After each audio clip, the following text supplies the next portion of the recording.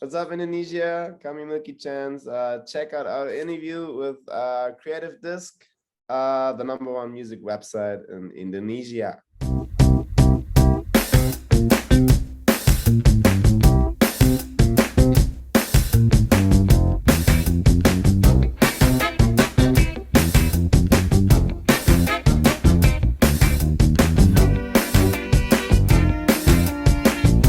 Hello, seed lovers. Welcome back to another CreativeDisc exclusive interview with me, Luthfi.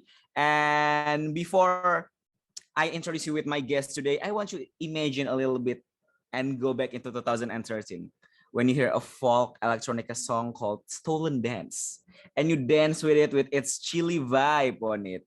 So it's done. Imagine. So back to introducing my guest today. Yes, this is the guy who makes Stolen Dance. Please welcome. This is Milky Chance and this is Clemens Rehbein. I love that introduction. Thanks for having me. Yes. How are you today? I'm good. Yeah, we're in the middle of a tour in the US, but today's an off day, travel day, so I'm just hanging out in the hotel, having some coffee. All good. How's coming back to the tour again? It's pretty exciting. Yeah, this is our first proper tour since, well, more than 1.5 years since COVID, So pretty exciting. Pretty nice to be back on the stage and playing in front of real people, It's kind of unreal sometimes. Ooh. So how does it feel like to becoming like what's the biggest moment in the tour so far? On this tour? Yes. Oh man, that's hard to tell. I mean, all in all, just as I said, like we played a lot of shows already. Great venues, beautiful people, lovely crowds. We really it's a huge party.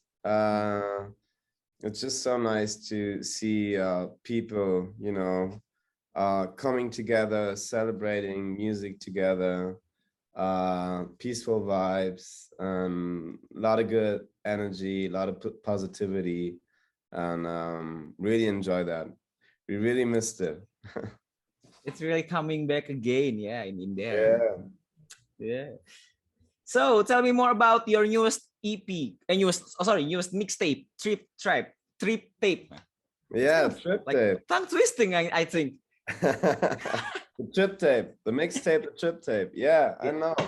Yeah, I mean, it's our first actual mixtape that we've ever released. It came about very spontaneously because actually right now, I mean, before that tour, we spent a lot of time in the studio recording, writing songs and all that because we're actually working on a new album right now that we want to release next year. Don't know when exactly, but we're working on it. And then, well, a couple months ago, we released Colorado. So that was exciting for us. But already quite a while ago, and we felt like, we're not done with the album yet. But we felt like we spent a lot of time in the studio already. There's lots of ideas, lots of songs, and lots of demos as well. So we just felt like could be nice to put out some of it, even if it's maybe not finished already. But it was actually, it was quite fun to just release it, because when you have an album, you have we have the big release date, you're trying to build a campaign all around it, promote it, blah, blah, blah, blah, blah. And with this mixtape, we just said like, okay, 2 more weeks. And then we just did one post and said, hey, what's up? Here's our first mixtape, take it. It was like more easy. It felt more free, and just a mixture of like, there's demos on it. There's 2 new songs on it. There's covers on it. So never done something like that before. So yeah, that was quite exciting. That was cool. Speaking about the cover, like it's an interesting cover, by the way. So because you cover Bad Bunny and Rosalia, like Soft Cell, The Weeknd, and Dua Lipa, and like when I hear it, like why you decided to cover that song? Why you decided to cover so many pop songs, even like reggaeton songs, into the more darker and folky tune? It's kind of like out of place, I think, but it's kind of good. That's nice. Yeah, I mean, you know, we like when we talk about listening to music, we're all over the place, you know. We listen to all different kinds of genres. So you probably hear that when you talk about the covers, you know. We do everything. And I don't know. That was also like because we started TikTok. I started doing this like covers, acoustic covers on TikTok from like, yeah, just like random pop songs. And for example, La Noche de la Noche, Bad Bunny and Rosalia, that was one of the covers I did. It was only like a 20-second snippet, so I just sang like the chorus. And then we took that and made a remix out of it. So, you know, like we built the beat around it. So that was, I don't know, that was kind of cool, you know. You just want to try out new things, I guess. Like I didn't expect like the Weeknd cover of your Save Your Tears is like, wow, this is the Weeknd if it's like a folk song, I think. And it's crazy when I heard of it. Yeah. Yeah, it's just like, I mean, it's just fun to take like real like huge pop songs that are obviously like very pop, but it's like, you know, it's still like good songs. And I think when you have a good song, it's just fun to you know, to make something else out of it, and to, yeah, to make your own take of it. And I think that's like the most fun part about doing covers, you know, create your own version of it, your own interpretation. There you So go. you said that you release many snippet and many cover in TikTok when making trip tape, and yes, when making trip tape. So in your opinion, is TikTok and other social platform are important to those new content, to give the new content for your fans? I mean, you know, I think, let me think about it just for a Okay, it's okay, second. it's okay. You know, I think like it's kind of difficult to me, you know. I mean, TikTok is, it's crazy. It just took over the world like within the last 2 years. And I really feel like, you know, once there's a new social media platform popping up every, I don't know, 3 to 4 years, and then it gets super huge and everybody's just hanging out there.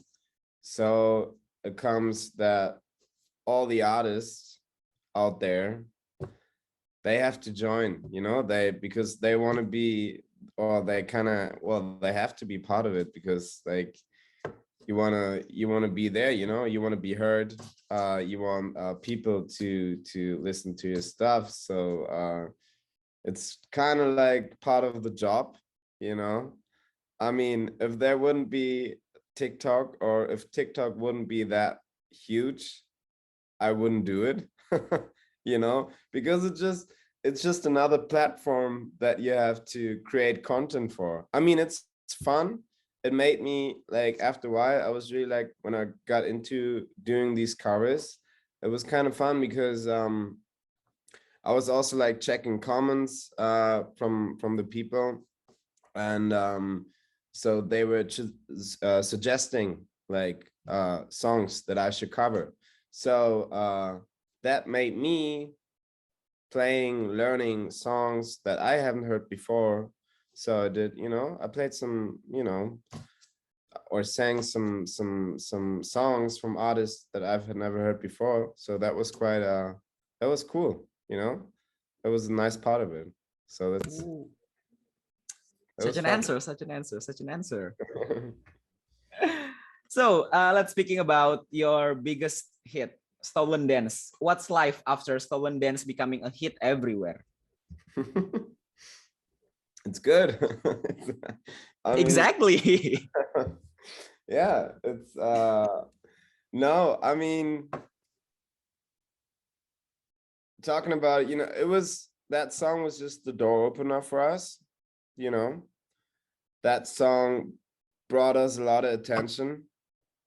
Um, that song made it possible for us to go on tour internationally, to yeah, to tour the US, Latin America, Australia, New Zealand, South Africa, Europe, all these countries. So and we spent a lot of time on touring, and it just became, it became our job. It became a big part of our lives, and very grateful for that. And it's crazy, like, now that we're on tour, and when we play that song, and there's still like everybody just like singing along to it, every word, and just like going crazy. And it's still like sometimes hard to believe, like, to see that, and like that there's still so many people you know being hooked on that song. And yeah, it's just, I don't know, it feels like it's gonna be there forever, maybe. you know because people are Yeah, also yeah. like, there's people Mm. discovering it again, and like there's new people coming, listening to our stuff. And also, I mean, of course, that is like by far the biggest song that we have. Mm. But also there's a lot of people coming to our shows, and they're listening to the albums and all the other songs as well. So it's, it's give and take, and it's cool. It's good. But in your humble opinion, what makes Stolen Dance becoming a hit? Oh, I don't Because know. it didn't sound like top 40 hits. It didn't sound like a pop hits, and it's came out of nowhere, and boom, it becomes a hit. I think it's like a crazy story. Yeah, it was. Yeah, you're right. I mean, it really, like, back then, it really was a YouTube thing, you know. We loaded up we loaded up 4 songs on YouTube, end of 2012. Stolen Dance was one of them. And like half year later, like, it really took off. And but we didn't do anything, and like, also crazy, from the very beginning on, if you go in the comment section from Stolen Dance, like way back in the beginning, there was like comments from Brazil, like from all over the world. It wasn't only like, from Germany in the beginning. It was like from everywhere. So yeah, I mean, I don't know. That's probably, maybe it was the right song and at the right time, Yeah. something like that. Also, of course, it's an easy tune. It's like, I think it's catchy, the melody. It has a certain vibe. It has a certain, as you said, it's like chilled, but also has a certain kind of excitement in there. And if you want, you can dance to it and party to it, but you can also just chill and hang out. So I don't know. Yeah, yeah. That's maybe like, you know, but I agree with I don't have the recipe, in my backpack to write a hit. Otherwise we would have done it like 10 more times, but it didn't happen. yeah, yeah. I agree on the part that this song is very on the right place and the right time. I very, very agree with you. Yeah. See. So mention 5 things we didn't know about your band, about Milky Chance. Mention 5 five things things. Yes, 5 things we didn't know about Milky Chance. Like your partner favorites movie, your favorite movies. It can be everything. Oh, oh man, that's a surprising question. Well, let me think about it. Well, one of our band members, his name is Antonio. Hmm? He's playing the harp and guitar and everything Ooh, on stage. okay. But he used to play in an orchestra actually before that. So he's playing the violin. He used to play the Ooh, violin. wow. He has a bit more of an classical background that Ooh. probably not everybody knows. Ooh. Besides that, our drummer can speak Dutch. Ooh. Random fact, but nobody knows it because he was studying in the Netherlands, and Oh. he studied jazz drums Oh, wow. in the Netherlands. So yeah, also uh, yeah, he's the only guy in the band who studied music professionally. Like the rest of us, we just graduated from high school and just like did our thing. But he's the only professional on stage. The So fourth nobody one. Yes. um I don't know. Favorite, well, what else do you guys don't know? Favorite movies can be all right. Favorite movies. Let me Favorite think music. about it. Favorite album. Favorite album. Whew. I mean, little I know that the first like back in the days where when CDs were a thing, Yes. Yes. Philip's first CD Hmm? was a single Hmm? CD, and it was, what's that song called? It's like, I'm a big girl in Well, in big, the big, big, big big world. Na, world. na, na, na, na. It, That it, was it, it, oh that my was the first goodness. single. Yeah, yeah. It was a big hit in Indonesia. It was a very, very big hit in here. Yeah, it was. Yeah, yeah, yeah. Oh Yeah, my that was goodness. Philip's first single. I And the remember last that. one. He told me that. And besides that, Yeah, what it's else? Emilia Big Big World. Thank you. Yeah, Yeah, yeah. Emilia Big Big World. There you go. Last one. Oh, favorite movie. I don't know. My favorite movie when I was a child and I watched it over and over again was um I was really into anime, you know, Wow, when I what was kind of younger. things?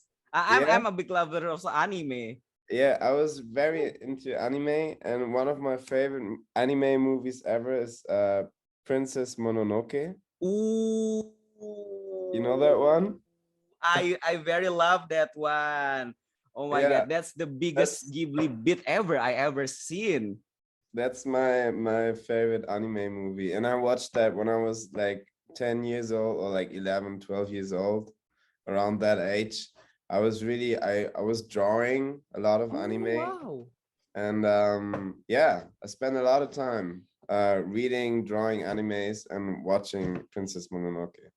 You still do that, the anime things? You still watch? I haven't watched it in a while, but I now that we're just talking about it, Hmm. I'm kind of curious to watch it again, you Yeah, know? yeah. You know, it's kind of like, you know, my favorite one currently is like Boku no Hero Academy. It's like kind of a Marvelish things, My Hero Academia, but it's very good. It's very, very good action. Okay. You should check it. Yeah. Yeah, yeah. Oh my goodness. That's the very, very last question and last fact that I'm very, very interested in. Yeah. Nobody knows about it. Ooh, wow, wow. So, Clemens, thank you very much for this interview. Thank you very much. So, thank you, Yeah, thank you, thanks thank for you. having me. Thanks for having me. So, Got yes, it. yes. So, that was our interview with Milky Chance, Clemens Rehbein from Milky Chance. So, I'm Luthfi signing off for this interview. Thank you very much for watching.